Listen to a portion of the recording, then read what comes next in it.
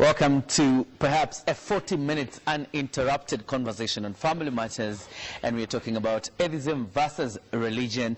It's an interesting conversation we had last Sunday, of course, where somebody quoted the good book and talked about failing to believe in God, about foolishness and something like that, and Mumia was not happy. Maybe he has a different argument tonight. Let me quickly introduce the panel again. Lawyer Dunstan Omari has been here before, is always here with us. Perhaps we'll call him the resident legal analyst. Wow. And yes, you got Harrison Mumia, who is the president, I like saying, of the Republic of Atheists. And today, he was very courageous enough to come with the running mate, the deputy president of the association. This in Kenya. We've got Shadrach, who is a student in the Kenya school. Yes? It's Maria Musyoka, who is the deputy president of AIK. We have Shadrach, who is a student at the Kenya School of Law. That means he's a lawyer. You're only waiting pupillage papers? Yes. Those are what you're waiting for. Yes. And we got Bishop Apindi, who is a minister of the gospel, to help us in this conversation. So, Mumia, let's get to it. And I will start with you. And I mean, if you were to define atheism, so that, you know, there is the anti-theist and then there's atheism, for us to understand this whole conversation, what is being an atheist? Yeah, let me thank you for inviting you here. For a consecutive Sunday, I'm getting into a lot of trouble. But then go ahead. Yeah, and I'm happy to have the vice president, yes, deputy president of Atheism in Kenya. Yeah, so atheism, for purposes of clarifying this, because as we go into a conversation, it's important to get this right. Yeah.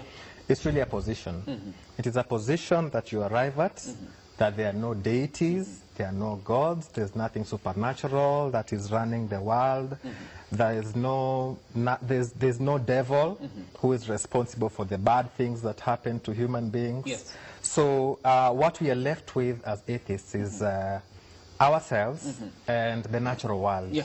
Yeah, so the position that there's nothing supernatural, there's no God or gods, there's no devil, there's nothing beyond the natural world that determines the happenings of the world, of human beings, of animals, how we wake up, how we breathe. That position is what is called atheism. So in short terms, there's no God for you? There is no God, but it's important to mention that there's no devil and there's no supernatural. There are no, this thing of witchcraft also, it's also part of the whole thing, where people appeal to some force, not necessarily God or the devil, but witchcraft appeals to some supernatural phenomenon, you know. So we don't believe that there is any supernatural force responsible for the happenings of the natural world, which all these panelists are living in. They're living in the natural world. Okay, Maria, very quickly, I mean, you're a diligent, beautiful woman in your young age. And my question for you, why would you choose to believe there's no God? Because there's no God. What do you mean? There isn't. When did you know there was no God? When I was growing up. Okay. Okay, I can't say I was not brought up in a religious. I went to a school. So you were Christian first? Yes. All right. I went to a school where people were praying, people were doing all that Christian stuff. Yeah. But with time, I came and realized that there's a cause. There's a reason why things happen. All right. You don't tell. There's no God. Everything can be explained. You know, one thing we have been, there's this blanket kind of assumption that Christianity or religion has put into us. Yeah. That, you know, it has got to a point where when they cannot explain something, it is God. Yeah. It is something supernatural, and you're not even supposed to talk about it. Let me ask a quick one. When they are in problems, they say it must be about God when they can't explain something. Okay, that's a Christian, so how would you explain it to yourself? There's a reason why something happened. And the reason is? I mean, if I stumble and fall, you will not tell me it is because God has made me fall. Yeah. Maybe there was the ground is uneven. You know, something. There must be a reason. All right, I'm still on you because others say there's no empirical evidence to suggest the existence of a supernatural being, or, you know, what you would say of being a god. What empirical evidence is there that there's no God? or that there is, this just science and there's no God? Everything in this world that we are living in, everything can be explained through science.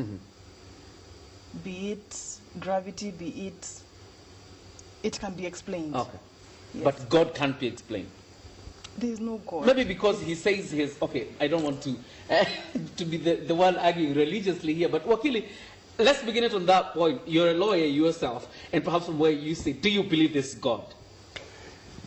God exists. Okay. And he exists not because people think that he exists, but because he exists. Maybe you need to give these people empirical evidence. That's what they're asking for. And legally, as a lawyer, you brought me here to advise on the law. Yes, advise them. The Constitution, the preamble, 1 talks about that there is an almighty God. So the law, which my two friends participated in passing, has clearly said that the Constitution acknowledges the existence of God. Yeah.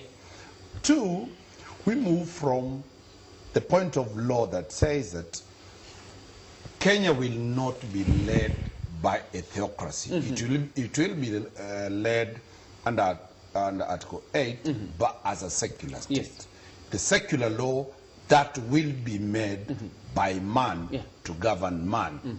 So what we are talking about is that my good friends here, I'm only worried that by virtue that they found it so hard to comply with the teachings of that God, then they have an explanation that it does not exist. Failure to comply with court orders does not make the courts not to exist. The courts will exist. So in my own view, what I'm saying is deviance in terms of moral decadence does not exonerate the existence of God. So in my own position... Wakil, are you alluding that this too could be immoral? No. I mean, morality to them. You see, the basis of morality is religion. Okay. The basis of ethics, the foundation of ethics is religion. Yes. The basis of a family is therefore the moral aspect that is generated from the very many teachings of religion. All right. So when anybody purports not to be part and parcel of that school of thought, then the question that you are asking is, what basis of morality does he have? All right. Is science a moral subject? Is science a basis for that aspect? Science is purely what you call a replication and a verifying factor. Therefore, the fact that they are alluding to science is a running away from the reality that there exists God. When you talk about the rationalization, the theory they are trying to talk about here, that they can rationalize the non-existence of God, the question I will ask them, Mark Twain, in very many of his books, writing letters from heaven to from earth to heaven, the questions that they are asking were ontological questions, and those ontological questions were that, where was God standing if indeed he was creating the world? Those are the directions they are coming from. And that is why my good pastor will call them that those are teachings of what is called heresy. What was teachings that do not agree with the society. I will give you an opportunity to respond, Mumia, but for a minute, let me bring in Shadrach and Bishop so that they can have their moment. And Shadrach, you're a young student, I would say so, and becoming a lawyer maybe in a few months or so, and a young mind for that matter. What is your whole perspective about atheism? Do you believe in a God yourself? First, thank you very kindly for the invite. Yes. And first, I will begin by displaying my not understanding of the theory that is being propagated by the panelist here, the atheist. Yes. Because to me, I find it very difficult to reconcile between their proposition and the reality on the ground. Okay. She has alluded to the fact that some things that we can't explain have an explanation. Perhaps the ground was quite uneven, but even so, it is important to also appreciate that by the mere fact that you cannot explain some things, it means that there exists some There's power. some power controlling it somewhere. Yes, and to make the record very clear and straight, Yes. I am a very strong and staunch believer Yes. of the religious values and principles that have been passed down from ages till now. Bishop sitting next to you is so proud of you. Thank you.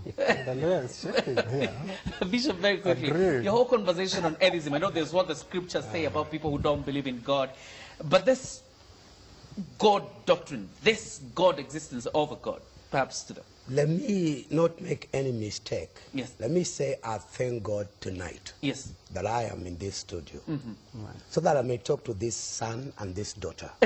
Because they're just sons and daughters. Yes. My age allowed me to call them that. Yes. I was there before them. Now the truth is, yes, the people that claim to be atheists, they are not really atheists. What are they? They are not, because in the hearts of their hearts, they believe there is a God. They really do believe. Yes. Because the scriptures are very clear about it.